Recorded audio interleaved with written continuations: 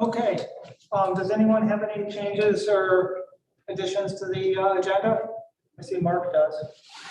Yeah, thanks, Joe. I just, Rorden had put forward the discussion of IT services, but he's not able to attend today.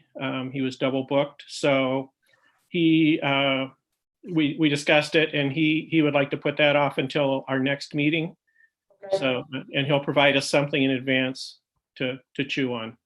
Okay, so we'll drop that.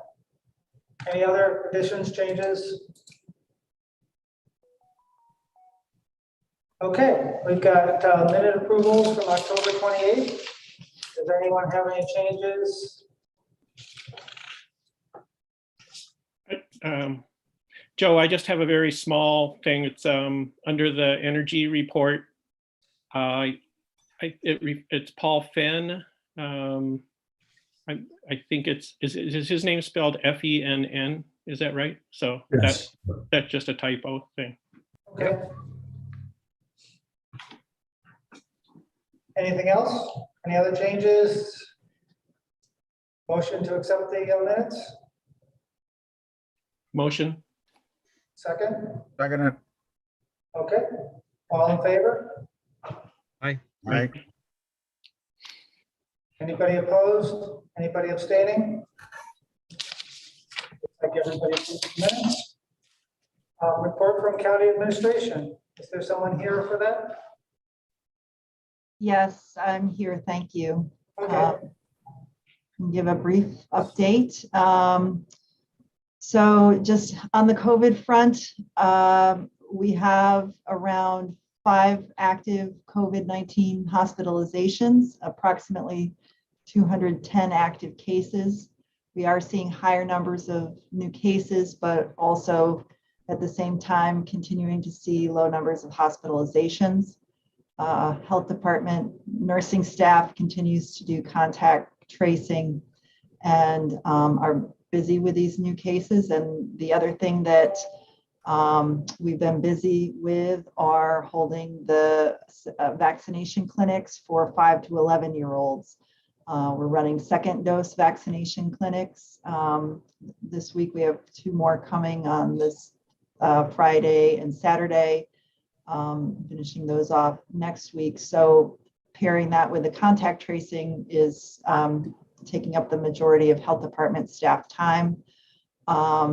Booster doses are available currently through pharmacies and healthcare practitioners. We've been contacting them to inquire about availability, and we'll be putting out more communication about that availability and where it's available next week.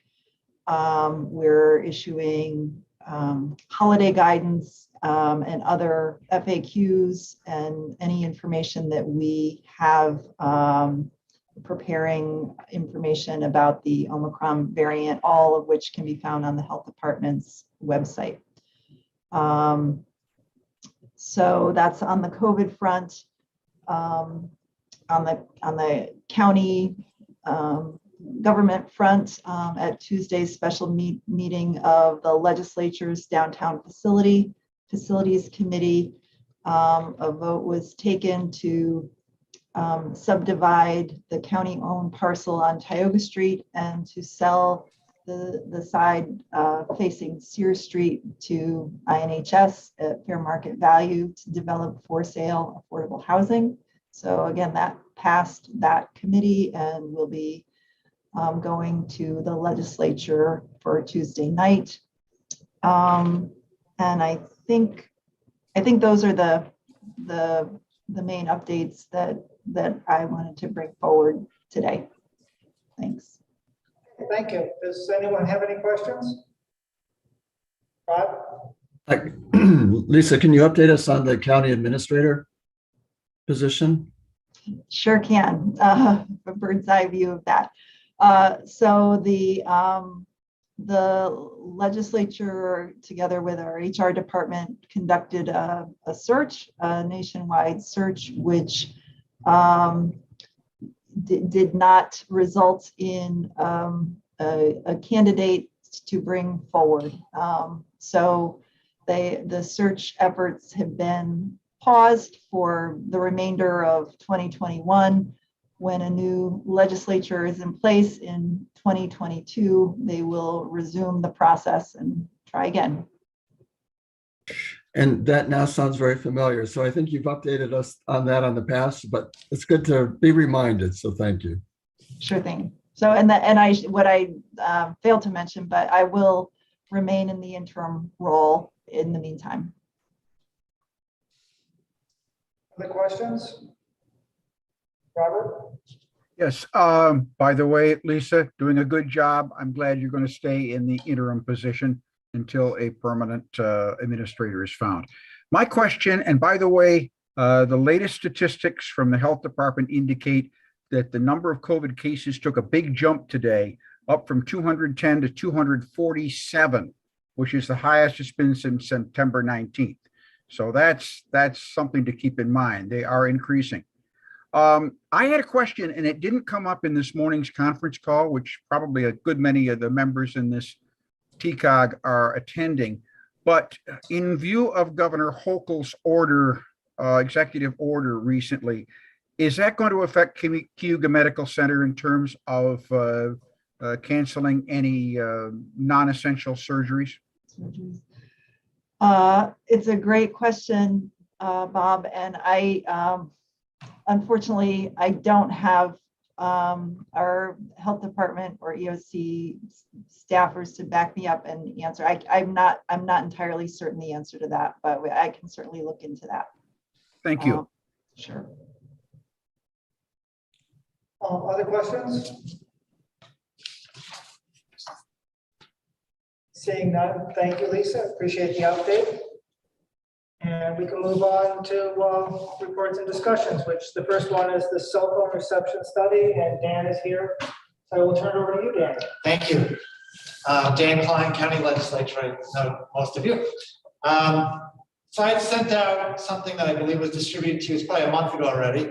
So it was like a one-pager, and it was my attempt to raise the issue of the lack of cell phone coverage in the county, and thoughts about how we might begin to address this issue, mostly having to do with mapping of existing coverage.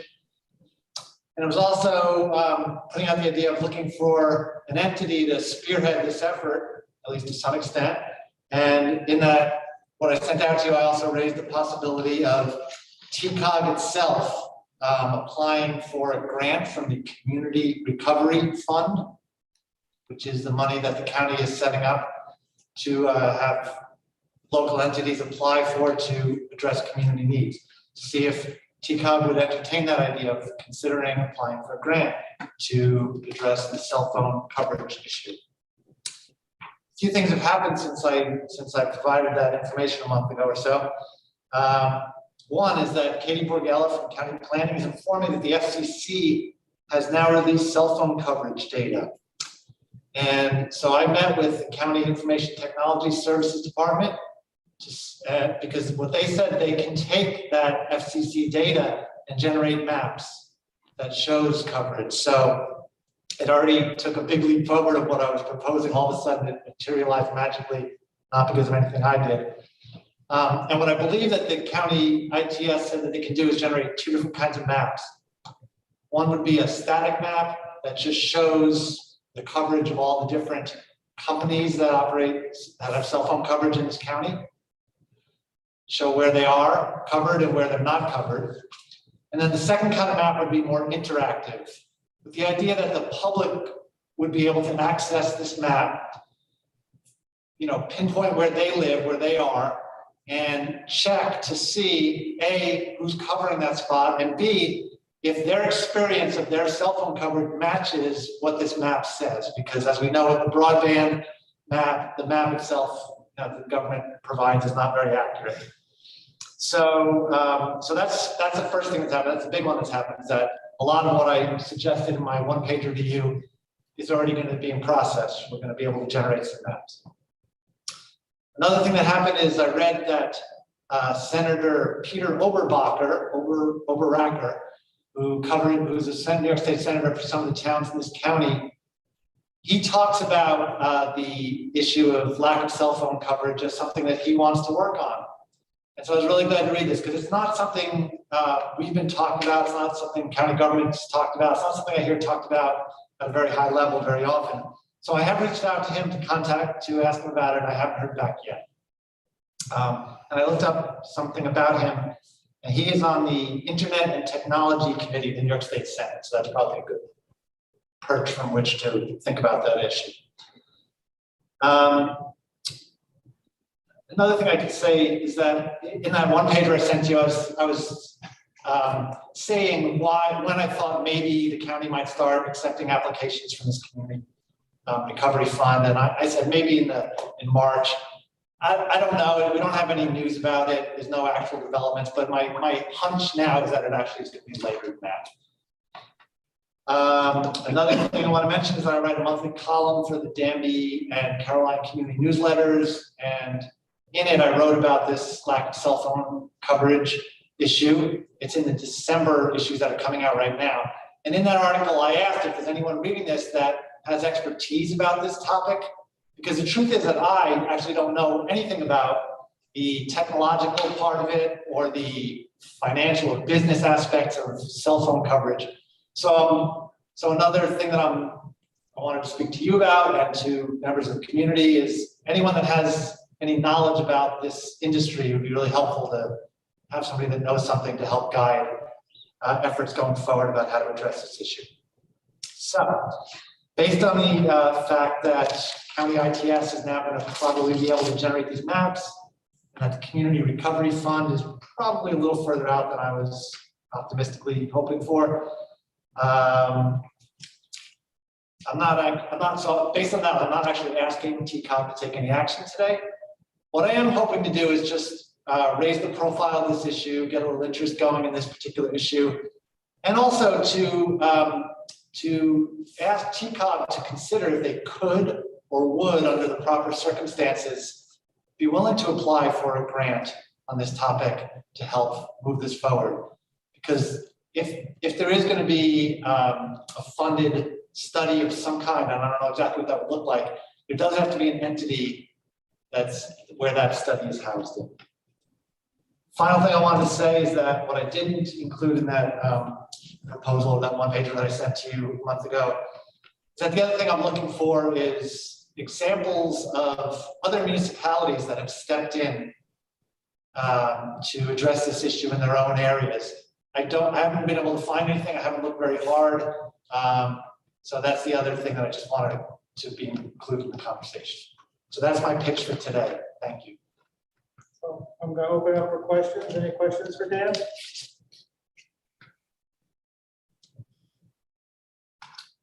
Well, if I may, let me put a question to you. Is this something that you hear about from people in your community, a lack of cell phone coverage in certain spots? I see a thumbs up, I see a hand up, I see a couple of hands up. Absolutely. It's less of a problem now than it was 5 or 10 years ago. It's definitely, the holes are filling in, Yeah. but there are spots. There's still quite a few spots. Yeah. I would say that this would be something that if we took on, we would add a committee to our committee structure to deal with it. And so what it would take is somebody wanting to be the leader on that from this group.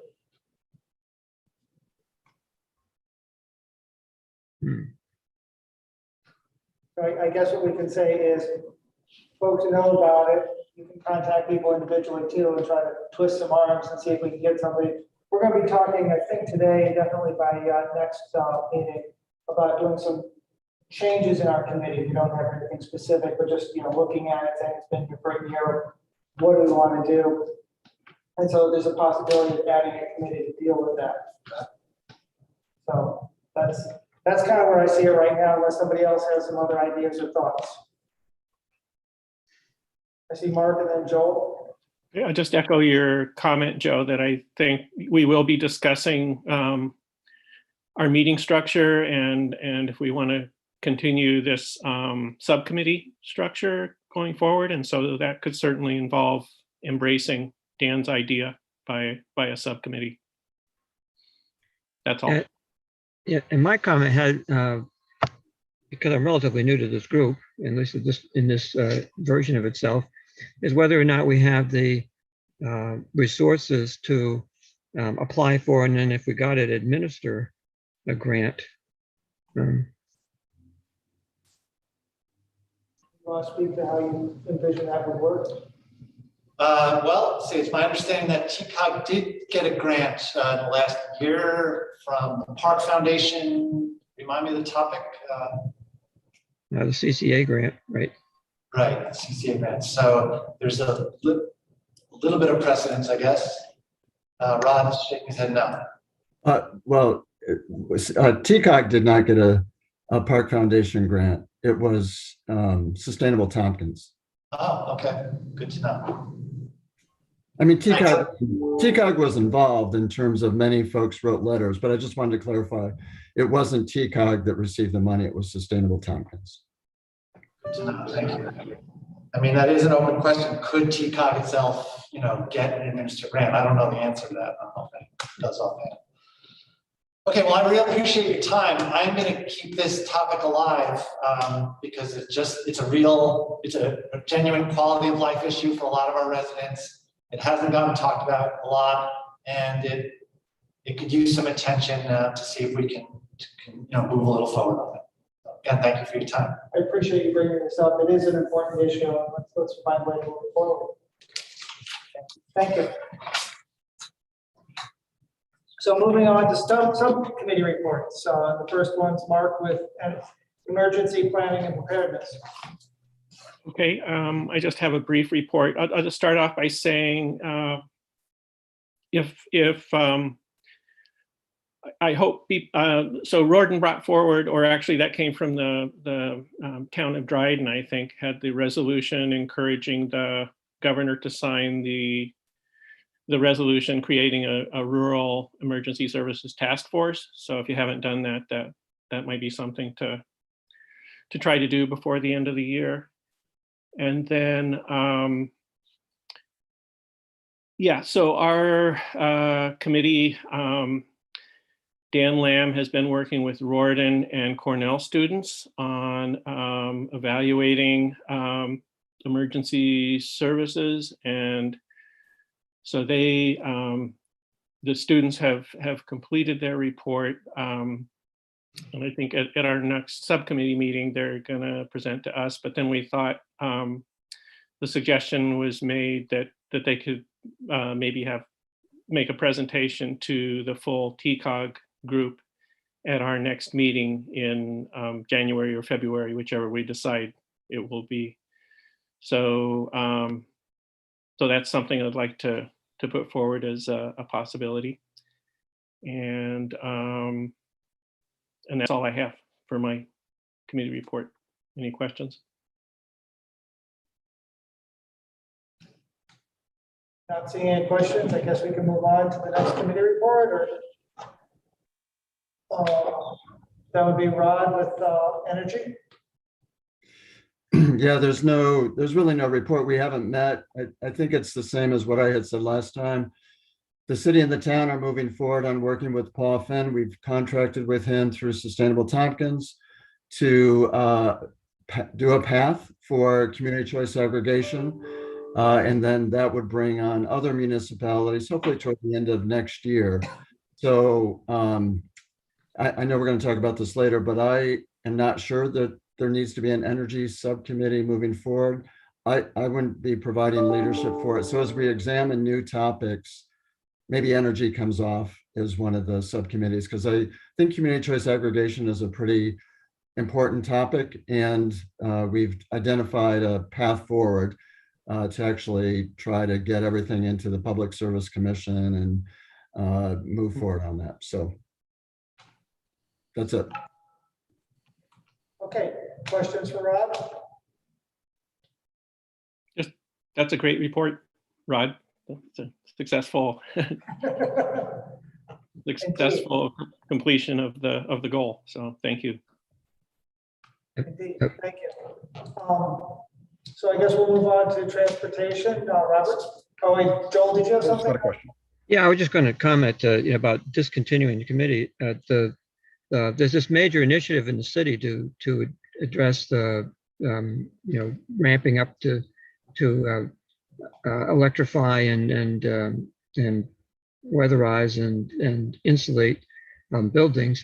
And it seems like, although I know it may be a little bit early, it's not really early in light of the overall problem, how that initiative could be extended to surrounding municipalities might be worth exploring as something that we might want to take on.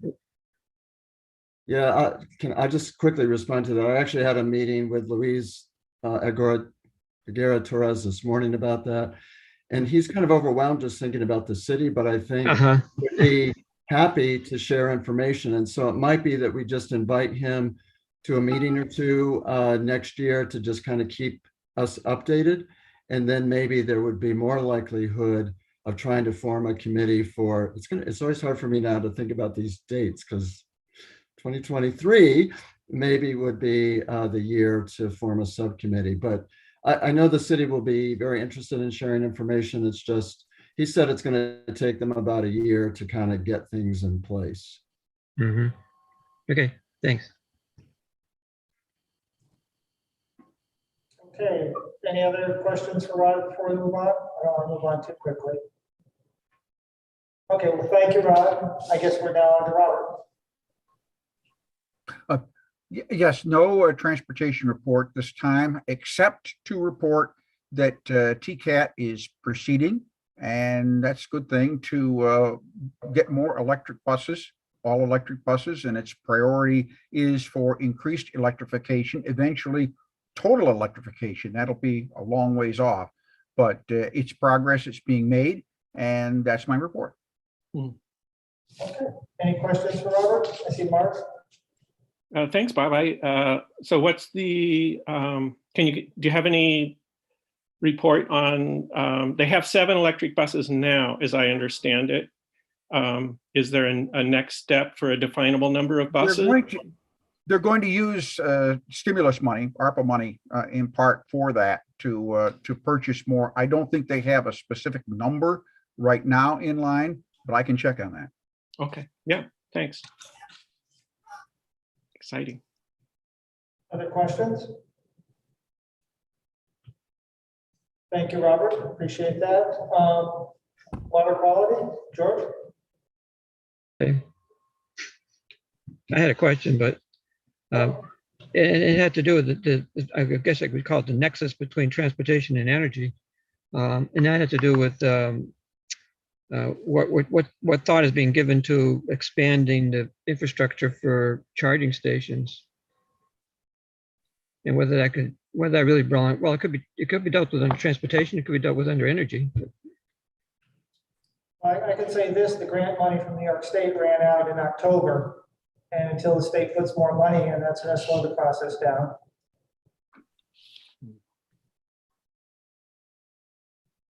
Robert, did you have more you wanted to add on that? I don't have any more on that. Is it being talked about at all? I don't know. We haven't heard too much about that, but I will check on it. Yeah, because it seems like that would be a key piece in terms of moving the county transportation forward in the electrification process, is making it easier to charge with more locations.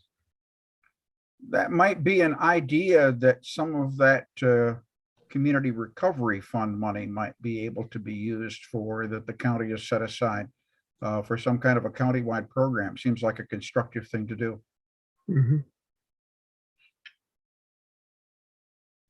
Okay, thanks. Henry? Yes, well, I know that the county has a sustainability officer and that they're looking into things, like that.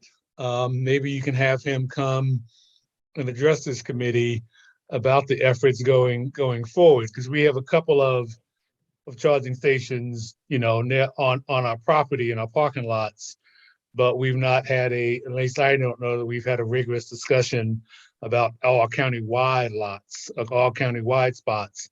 But the sustainability person can probably talk about that. Maybe Lisa can also weigh in on that issue too.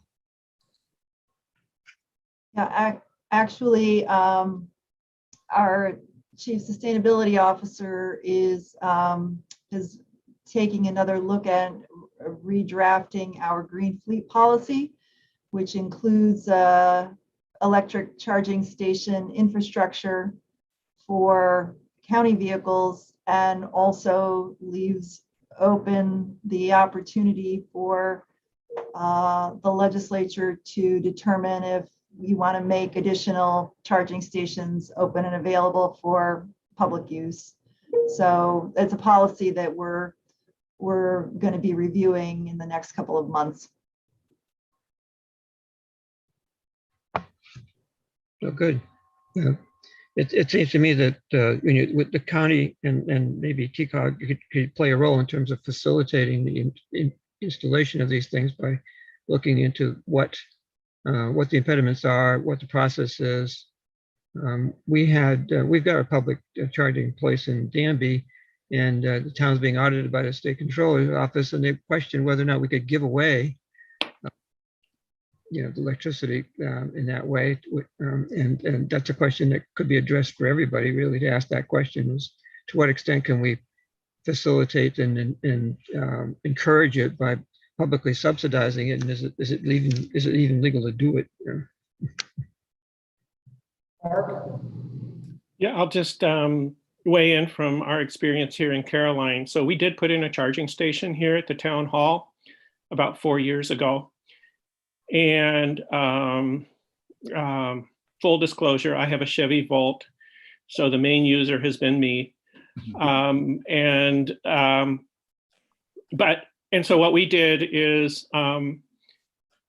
we set it up administratively that people using the station pay for the energy that they use in filling their charge.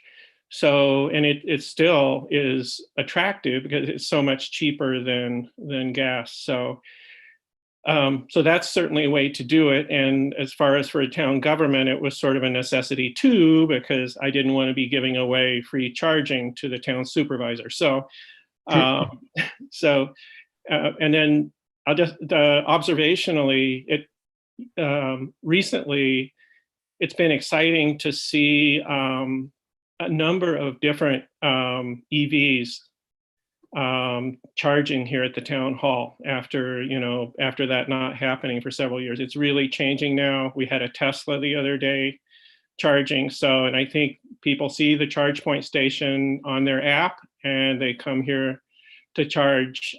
So that's been cool to see. So I like the idea of generating a more robust charging infrastructure in the county. I just want to say we did the same thing. We have 2 charging stations at the Village of Hugo Heights, and I have a plug-in hybrid, but I don't usually use it over there. But it's starting to get a reasonable amount of usage. That usually when I go by, at least 3 or 4 vehicles a day are using it for a certain period of time. And like what Mark said, we have it set up so that you use a credit card to pay for the electricity that you use. I don't think that you could do it the other way. I think that would be giving taxpayers money away. Mm-hmm. That's why we've been called to task for it. I think there's some towns that don't even have any vehicle charging stations, and probably every town should have several. We were about to, but the state ran out of money for the program. Yeah. Other comments on energy? I guess we're on transportation there. They're similar here. George, you want to give a water quality report? Sure. Can everyone hear me? Yes. Okay. Well, we met last month and everybody's extremely busy. There's a lot going on. I'm just going to mention 2 or 3 things. in the city, Roxy Johnson told us about new hardware hooked to a buoy in the reservoir, our water, where we get our water from, our drinking water. And this monitoring system tests the water temperature, how much oxygen is in the water, pH.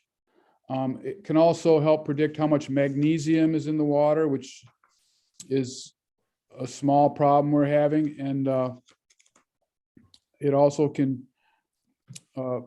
show if there's any harmful algae bloom conditions in the water. And this all happens before it gets to our water treatment plant, and it makes our water treatment plant run much more efficiently.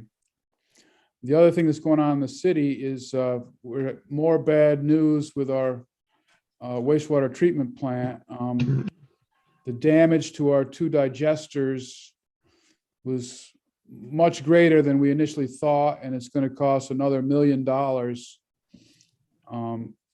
to fix it, on top of about $1 million point something that we initially budgeted for that. So if you want to come to our bake sale next weekend, I'd really appreciate it, so we can pay for this. At the county level, Darby Kiley is busy as always, and she's working on stream buffers and also stormwater facilities and how to maintain them. And she's sharing that information throughout the county. The Hugo Watershed Intermunicipal Organization, CWIO, or IO for short, it's extremely busy. As you know, as I think I mentioned before, they're increasing their dues in a big way for a very good cause, primarily to hire a watershed manager for Hugo Lake. We're the only Finger Lake that does not have a watershed manager. And these dues are going to be due this coming January and through March. The city's already budgeted to pay those dues. They're 50% of the total the first year, 2022, 75% in 2023, and then 100% in 2024. One really good bit of news is that Seneca County has agreed to pay these dues, and they're also paying it for all their towns in their county. So that's really good news. And in addition to these additional funds, the IO has gotten a grant from the Park Foundation, and that will also help pay for the new water treatment, or excuse me, watershed manager that they hope to hire. Liz Thomas, who heads the IO, wants me to share with you that if you have water-related problems, or you are curious about ways to get grants to solve some problems, that's what they're there for. So she encourages you to get in touch with the CWIO. Another thing I was going to mention that Seneca County is doing is they've actually started a, let me see exactly where it is.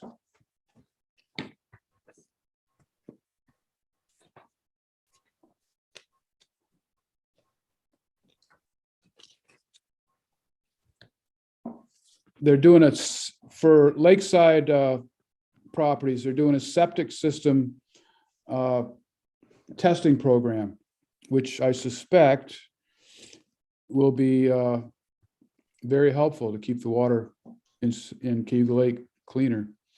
A lot of cottages were built before they even thought about stuff like that. So, oh, and the other thing is Camp Barton, the Boy Scout camp that's just over the county line in the town of Covert. the Boy Scouts have decided to sell part of that property, 39 acres that kind of border the road, Route 89, and 6 to 11 acres on the north end of the property on the lake. But 39 acres, which constitutes the main part of the camp, they're talking to the town of Ulysses and Covert and Village of Trumansburg in hopes that that property will be saved for public use. That's all I got. Thank you, George. Any questions for George? Mark? Oh, that's great news about the effort to have the camp property become public. So that's something I felt has always been a big inadequacy along the lake. I just had a curiosity question about the damage to the digesters. How did that get caused? What caused that? They clean them on a periodic basis, and they discovered that they weren't probably cleaned often enough. And so this is my take. There's probably a better explanation, but some sludge got built, too much sludge got built up, and something got blocked, and it actually caused the top of the tank to warp and become misshapen. And so that has to be replaced. And then with the other digester, they gave it a good once over twice, and discovered that it had a lot more sludge in it than they originally thought. So they basically had to do a more major repair for both tanks than they thought they were going to have to. Okay. There's probably a much better explanation out there than that. But it sounds like it was just sort of operational maintenance related rather than a catastrophic event or something. Yeah, and it wasn't even something you could blame the operators on, because they were going by what, the maintenance schedule that they'd always use. It probably was some parts that really weren't up to snuff, and that's what caused it. Okay, thank you. And those parts are going to be replaced, and hopefully won't break in the future. Questions for George? Robert? Just a comment. I like the idea of Seneca County picking up the tab for that water quality staff person. I'd like Tompkins County to do the same thing. I suppose it's a little late in the budget cycle, but maybe next year.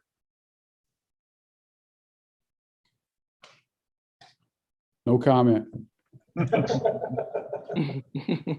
I won't ask Lisa for a comment either today. Other questions? Well, Oh, go ahead, Lisa. I will say there was funding in the health department's budget for a public health sanitarian directed toward water quality and in HABs in particular. So we did do some investment toward this issue, coming from a different angle.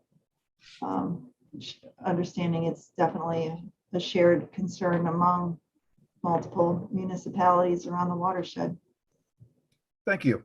That's appreciated, because you know what? Water quality is pretty important. Absolutely. Okay, well, thank you, George, and we'll move on. Election of 2022 leadership, and I'm not sure exactly how this works. Mark, can you help me a little bit with this? Sure, I'll try to do that. So I guess I haven't received any requests from members. Where we're at is we need a vice chair for 2022 to continue our 3-year leadership cycle of 1 year as vice chair and 2 years as co-chair. So I did speak to Joel about this, and he was interested, eager, and willing to serve. So so I would like to put forth Joel Gagnon for nomination as our vice chair for 2022. Okay, Joel, do you accept the nomination? Yes. I'll second that. Do we have any other nominations? I assume the two of us just stay on because we've already been there. So Rod and I don't get reelected. We're just, okay. Right. So any other nominations? I'm not seeing a lot of hands, so I guess we'll put it to a vote. All in favor of Joel moving in as vice chair? Raise your Aye. hands. Aye. Any opposed? Any abstaining? Well, I did, but You can vote for yourself. I know, yeah. So- I'm not opposed. Okay, so I guess we have leadership positions filled for next year. And the next item is talk about meeting dates. And I think that kind of gets into the whole question of, do we want to continue with the subcommittees? Do we want to continue the subcommittees? Do we want to change them around a little bit or a lot? You know, I heard Rod say that the Energy Committee may not be needed for the next round. I'm opening this up for thoughts. Rod? So I'll just say from a committee chair perspective, I thought it worked really well to have TCOG meet every other month, and it gave opportunities for the subcommittees to meet. And I thought that it worked out really well. And I'm assuming we'll still continue subcommittees, whatever they are. So, I think the schedule will work from my perspective.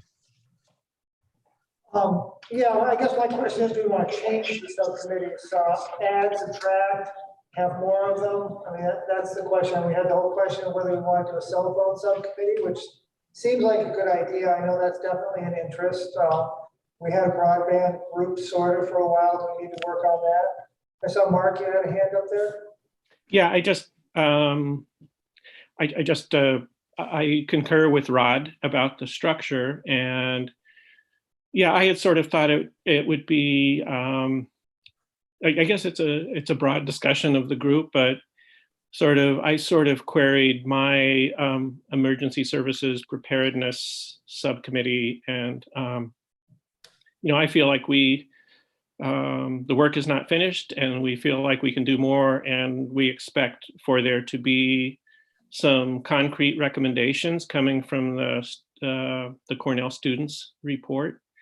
So as in regard to that subcommittee, I would like to keep that going. So, but I think it's up to each subcommittee to kind of evaluate, and if they're, like the cell phone thing, maybe that's something new that a committee wants to take on. So.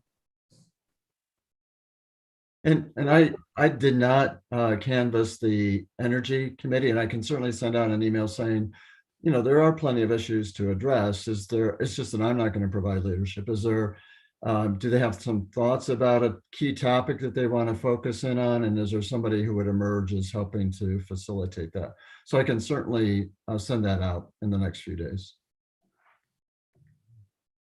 Is there a reason why you're pulling back, Rod? Well, because I'll be part of that CCA. I'm still going to be involved in CCA, but just from that smaller group. So it's really, yeah, that's all. That's the only reason. And the town is, anyway, I probably would stay on the energy subcommittee. It's just, what it's like to then have to facilitate a group. I might just pull back from that piece if there continues to be an energy committee. Well, I'm going to suggest that we talk about this, have the committees talk about it in January if we're going to follow the schedule that's in your packet of meeting February 24th, April 28th, June 23rd, August 25th, October 27th, and December 1st. If we have the committees meet in January, talk about what you want to do for the future, figure out who the chair would be for the future. And then at the February meeting, we can decide on whether we're keeping the current committees. I'm hearing a liking of the committee structure, and I like it too. So am I reading this right? We like the committee structure. Let's have the committees decide in January who the leadership should be and what they want to be working on for the next year. And if someone else wants to lead another committee, all power to you. Let's bring that forward in the February meeting. Does that sound like a good way to move forward? I like that. Okay. I've seen, Robert. I would suggest that maybe this new committee, if we're going to have one, might be a communications committee, which might wrap into itself both cell phone and perhaps internet matters that might work very well together. Just an idea. That sounds like a good idea. Does. Okay, so it sounds like we've got a plan of action for the committee structures, which was the first half. And the second half is, do people want to approve the dates for next year's meetings? I like that idea, Joe. Yeah, I think I that's didn't right. quite hear that. We've got a series of dates for next year. It's every other month, starting in February. The first one will be February 24th.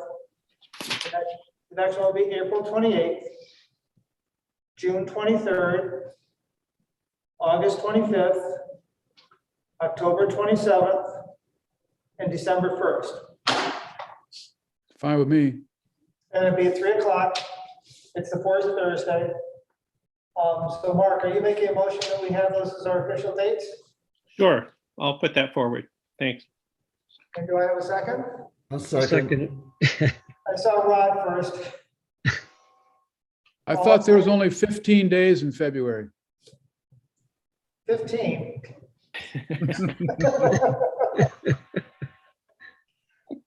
All in favor?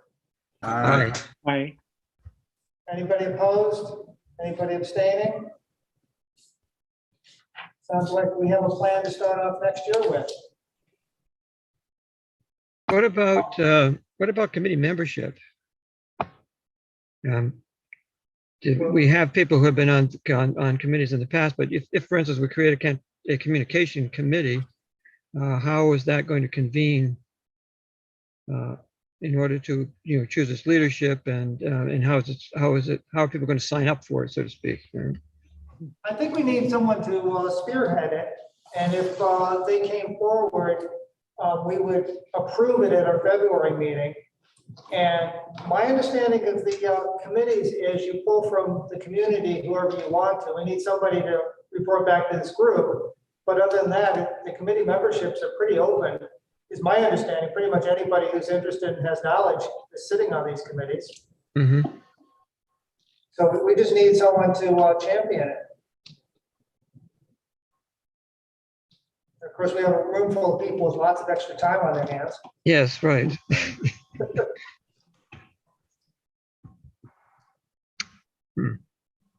So I'd say we move on to agenda items for the next meeting. And we obviously got one. The first one is dealing with our committee structure and formalizing that.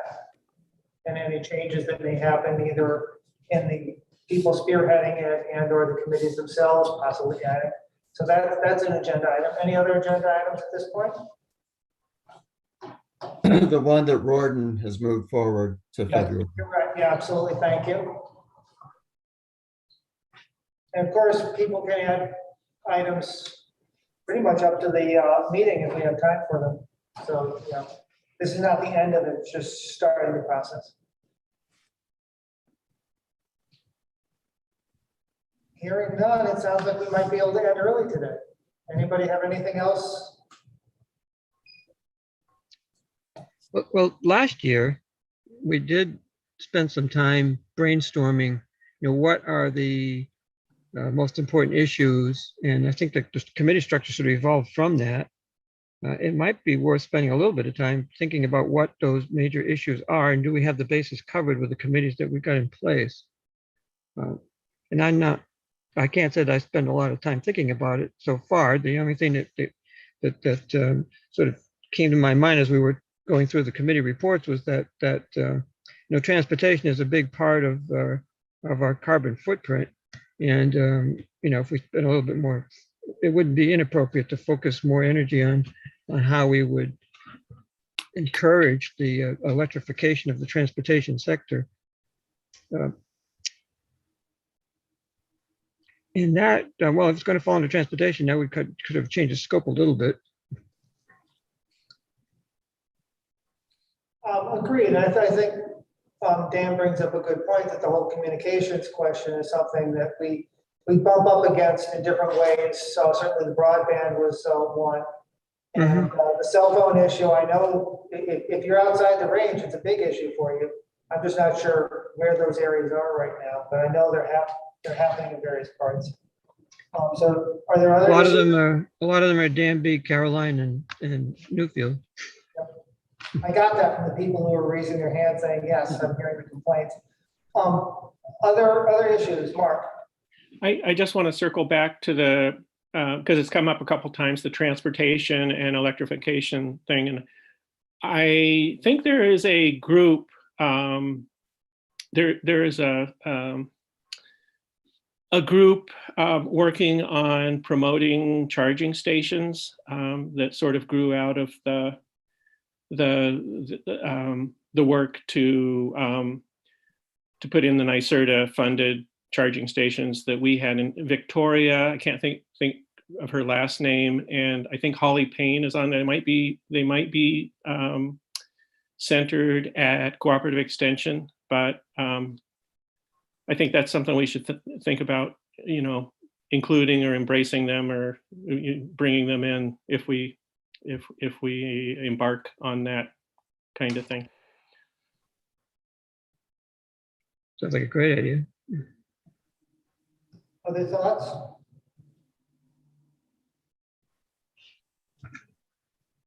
So not on transportation, but I know that some of us are wrapping up the shared services report to submit to the state. And there were many topics that we said, that's for 2023.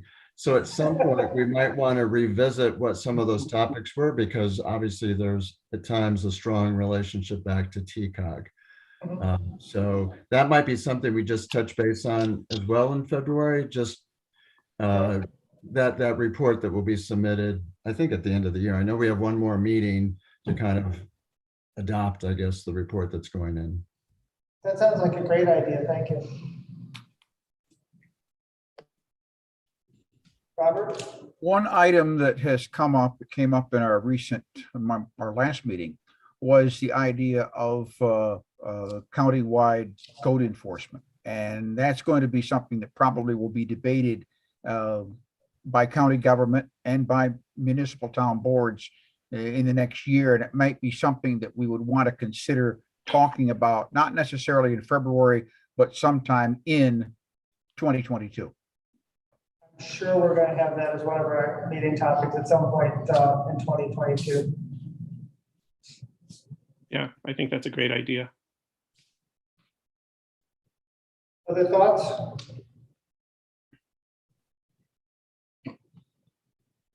Not seeing any hands. I think we're moving towards adjournment. Thank you all for coming. See you all in February. Happy holidays. See you next year. Yep. Yeah, happy holidays. Thanks. Take care. Thank you. See you, everybody.